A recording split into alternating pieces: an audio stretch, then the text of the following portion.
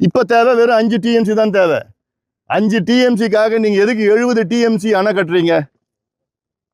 இல்லை நாங்கள் குடிக்கிறதுக்கு தான் நாங்கள் அணை கட்டுறோம், ஒரு பக்கெட் தண்ணி கூட நாங்கள் பாசனத்துக்கு பயன்படுத்த மாட்டோம்னு சொல்கிற கர்நாடகா அரசை எப்படி நம்ப முடியுது?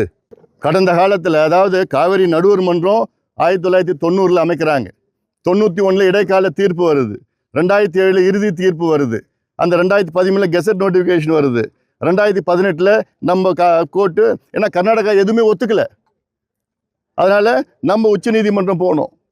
உச்சநீதிமன்றம் ஒவ்வொரு முறையும் அளவை நம்ம குறைச்சிட்டாங்க. இடைக்கால தீர்ப்பில் பார்த்தீங்கன்னா 205 டிஎம்சி கொடுத்தாங்க தமிழ்நாட்டுக்கு மட்டும். இறுதி தீர்ப்பில் 192 டிஎம்சி கொடுத்தாங்க. உச்சநீதிமன்ற தீர்ப்பில் அது குறைச்சி 177.25 டிஎம்சியை குறைச்சிருக்கிறாங்க. அப்போ ஒவ்வொரு முறையும் நமக்கு தான் பாதிப்பு, நமக்கு தான் குறைச்சிருக்கு.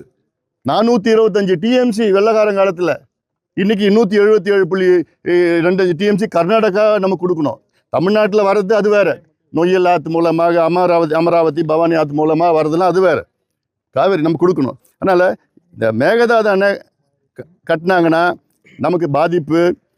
கர்நாடக அரசு தவறான கருத்துக்களை சொல்லிட்டு வராங்க.